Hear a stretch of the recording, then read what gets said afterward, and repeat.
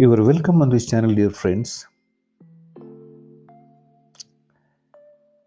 In today's discussion, we will enjoy the second part, means part B of violence.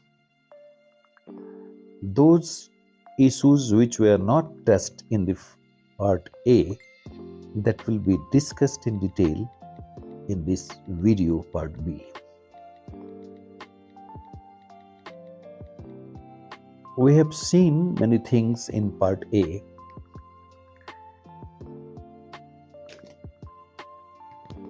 In this part B, one thing should be made very clear. The directly violence is not our problem. This is the byproduct of non-creativity. If a man's creativity is stopped or prevented from taking place, then the man becomes destructive, and that destruction reflects in society, and we find that people around us are violent. One fundamental law is there, that evolution or your life or time goes on and on. It doesn't go backwards. So if you throw your glance on your life, you will find that it is running with the different phases of life. In elementary phase or embryonic phase, we are something else. After some time, we find an advanced phase of life where some changes are also seen. And in this way, we go on finding change in our approach of life. But evolution or time cannot go backward.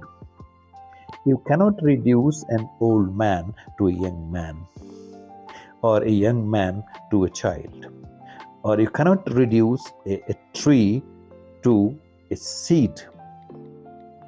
It is impossible.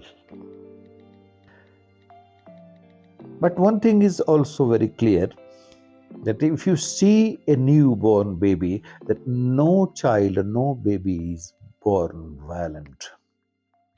Violence doesn't come with him.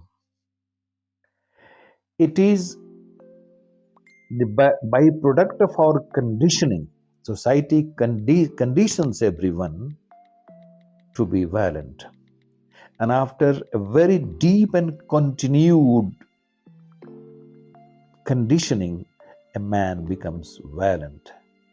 A thoroughly non-violent baby or child becomes violent. This is what is happening everywhere.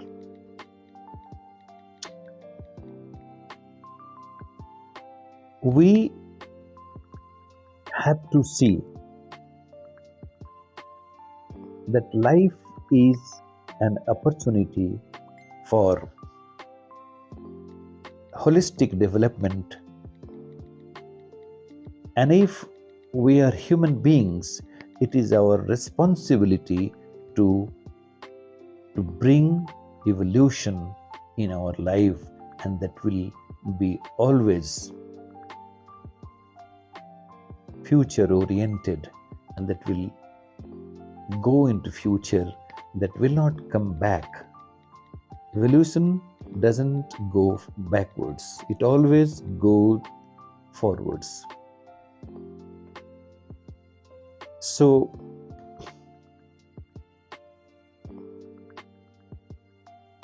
in a violent society, our duty is to become non-violent.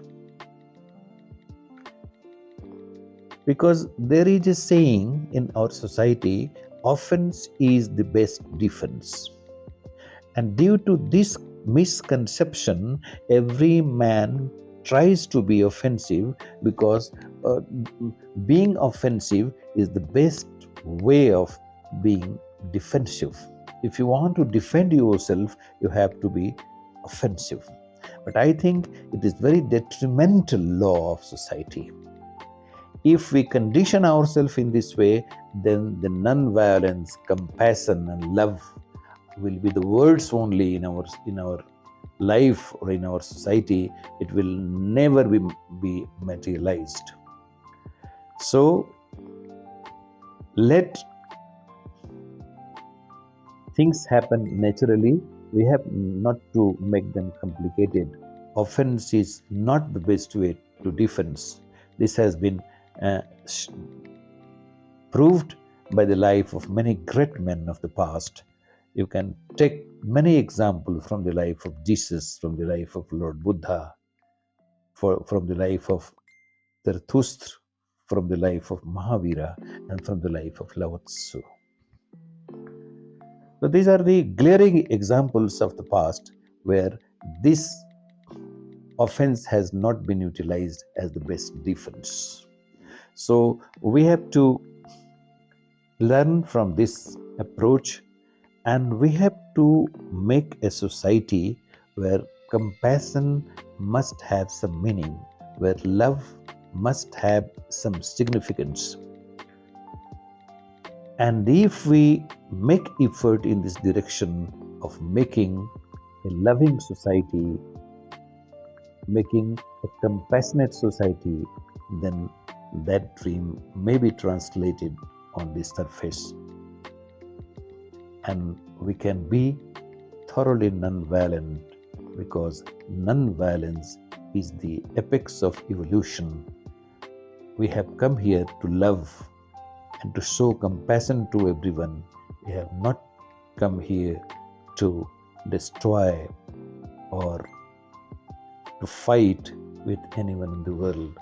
This is the demand of evolution, that violence must be demeaned, non-violence must be brought on the upper surface of our thinking and understanding. Thank you very much, dear friends.